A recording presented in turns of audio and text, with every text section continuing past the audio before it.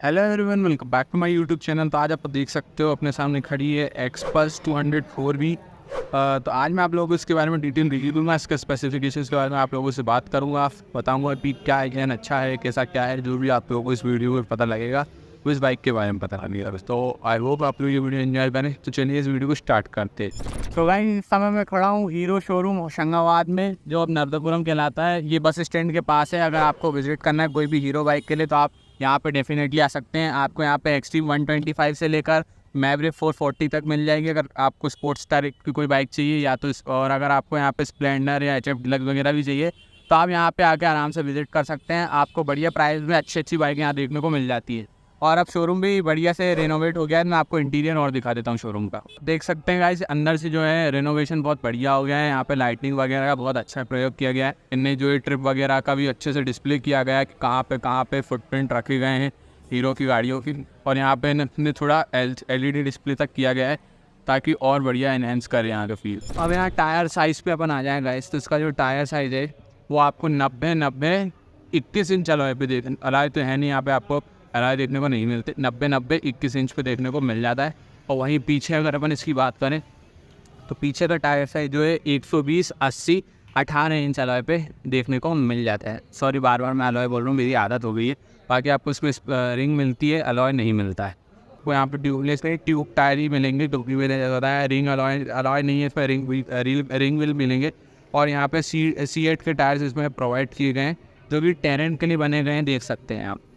अब इसके disc size की बात करें तो आपको यहाँ पे 276 mm का फ्रंट डिस्क और बैक डिस्क की बात करें तो यहाँ पे आपको निफिन की दोनों कैलिपर मिलेंगी, जो कि पीछे का डिस्क है 220 mm का यहाँ पे आपको देखने को मिल जाता है। अब अपन इसके फ्रंट लुक्स में आते हैं तो आप देख सकते हैं फ्रंट लुक थोड़ा सा बड़ा सा लगता है। माउंटेनियर बाइक है, यहाँ पे आपको मडगार्ड भी बहुत ऊंचा मिलेगा। लाइटिंग पूरा LED सेटअप मिलेगा। DRL यहाँ पे हीरो टाइप में डबल मैटन में मिलेंगे, जैसे अभी पासिंग रिजन आया तो ऐसा कुछ इसका थ्रो आएगा। यहाँ पे आपको 2 प्रोजेक्टर, 2 हाई बीम मिलेंगे, ये लो बीम है, ये हाई बीम है। यहाँ पे आपको इंडिकेटर ही बस जो है सिर्फ आप जो है हेलोजन में मिलेंगे। इसमें हेडलाइट फीचर नहीं आता है गाइस, इसमें कोई अपडेट नहीं दिया गया है हीरो के द्वारा अब तक। बाकी यहाँ पे इंडिकेटर क्वालिटी भी ठीक ठाक है, डिसेंट है। और यहाँ पे आपको हेडलाइट फीचर जिसमें अभी बताया नहीं मिलेगा। फ्रंट मडगार्ड की बात करें तो यहाँ पर 2 स्प्लिट में मडगार्ड यहाँ पे आपको देखने को मिल जाता है। ये भी पूरा प्लास्टिक है, जो कि सीधी सी बात है यार, स्क्रैच वगैरह आएंगे, मिट्टी वगैरह में जाने वाली बाइक है तो प्लास्टिक ही देंगे। और यहाँ पे आपको सेकंड मडगार्ड पीछे के पोर्शन और आगे के पोर्शन में, थोड़ा माउंटेनियर वाले में तो ऐसे ही आता है, लुक्स भी बढ़िया इनहेंस करता है। तो फ्रंट में यहाँ पे एक बड़ा सा वाइज़र भी देखने को मिलेगा, जो कि आपको clean and clear view provide करने के लिए दिया जाता है, क्योंकि आप कीचड़ वगैरह बचाए सब के लिए। क्योंकि माउंटेनियर बाइक है, आप ज़्यादातर इसको ऐसी जगह पे चलाएंगे, टेरेन हाई टेरेंस वगैरह पे, तो इसके लिए वाइज़र बहुत अच्छी चीज़ प्रोवाइड करता है। बहुत अच्छा कंफर्ट है और दिखता भी बढ़िया, लुक्स भी इनहेंस करता है। आपको यहाँ पर टेलीस्कोपिक सस्पेंशन देखने को मिलते हैं फ्रंट में, और पीछे जो है मोनोस्कोपिक सस्पेंशन देखने को मिल जाते हैं। पीछे वाले जो है हार्ड लेंथ के हैं, ताकि जो है आपको माउंटेनियर ग्रिप अच्छी प्रोवाइड करें। एक चीज़ बताना चाहूँगा, इसमें आपको जो है हैंड प्रोटेक्टर देखने को मिल जाते हैं हीरो की तरफ से। इसकी क्वालिटी मुझे आप खुद बताओ कमेंट करके। इसकी आप देख सकते हैं क्वालिटी मुझे बिल्कुल अच्छी नहीं मिली। अगर आप इसको आफ्टर मार्केट या डोमिनार 400 में जो मिलते हैं वो इससे कहीं ना कहीं क्वालिटी इंप्रूव भी मिलते हैं। बाकी इसकी क्वालिटी मुझे कहीं ना कहीं बहुत हमदन लगी, इसमें अपग्रेड करने की ज़रूरत है। तो बैक लुक गाइस इसका कुछ ऐसा आता है, देख सकते हैं आप। इंडिकेटर वगैरह जैसे मैंने बताया आपको हेलोजन ही मिलेंगे। साइलेंसर भी थोड़ा बाहर से दिखता था, अच्छा लगता है देखने में। तो यही कुछ इसका बैक लुक था। और अगर आप ऊपर से ऐसे कुछ देखते हैं तो ऐसे ही बहुत लंबी गाड़ी, ऊंची गाड़ी है, छोटे हाइट वालों के लिए थोड़ा कहीं ना कहीं आपको कंफर्टनेस कम लगेगी। इसकी बात करें तो कुछ इस तरीके से इसका साइड भी प्रोवाइड होता है। यहाँ पे आप देख सकते हैं मेरे सामने बहुत प्यारा सा डिज़ाइन में कलर करा है, ब्लू एंड ब्लैक टचेस में। और एक्सपल्स के यहाँ पे आपको 2D में बैजिंग मिल जाएगी, हीरो की यहाँ पीछे बैजिंग मिल जाएगी, H बड़ा सा यहाँ पे बना हुआ मिल जाएगा। और बाकी आप देख सकते हैं कुछ इस तरीके से दिखेगी। और वहाँ टैंक पे आपको 4 वेल्स पे बैजिंग भी देखने को मिल जाती है। इंजन स्पेसिफिकेशन की बात कर लेते हैं, 199.6 सीसी की गाड़ी जो कि 18.9 bhp 8500 RPM पे प्रोड्यूस करती है, और 17.35 mm का 6500 RPM को प्रोड्यूस करती है। माइलेज की बात करें तो माइलेज आपको इसका बहुत कम देखने को मिलता है, 30 से 32 का कंपनी क्लेम करती है। बाकी ओनरशिप रिव्यू के हिसाब से लोगों ने 40 भी निकाला है। तो माइलेज ठीक है, डिसेंट है, बढ़िया है। और इसमें एक बहुत बढ़िया चीज़ है, 4 वाल्व टेक्नोलॉजी इसमें दी गई है। जैसे 4 वाल्व नहीं पता हो बता दूँ, इसमें जो है पिस्टन लेंथ बढ़ जाती है, जिससे फ़ायदा क्या रहता है, इसका इनिशियल पंच जो है लो RPM से अच्छा मिलेगा। जैसे आप कहीं पत्थरीली इलाके में चलाएंगे, हाई टेरेन, जिसमें आपको बार बार बता रहा हूँ, तो वहाँ पे आपको इनिशियल पंच ज़्यादा चाहिए रहता है। तो उसके लिए हीरो ने 4 वाल्व टेक्नोलॉजी इसमें दी है, जो कि बहुत फ़ायदेमंद रहती है जब आपको एकदम से गाड़ी उठानी हो कहीं पे। अब इसकी टैंक कैपेसिटी की बात करेंगे तो टैंक कैपेसिटी जो इसका 13 लीटर की है और रिजर्व ऑटोमेटिक लगती है जो कि 2.6 लीटर में लग जाएगी। माइलेज जो मैंने आपको बताया था 40 आराम से देती है। डायमेंशंस की बात करें तो यहाँ पे आपको 159 kg का इसका कर्व वेट मिलेगा। सीट हाइट 825 mm की मिलेगी। ग्राउंड क्लियरेंस जो है 220 mm का मिलेगा और ओवरऑल लेंथ जो है 2222 mm की मिलेगी, जाकि 2222 की mm की इसकी ग्राउंड ओवरऑल लेंथ मिलेगा।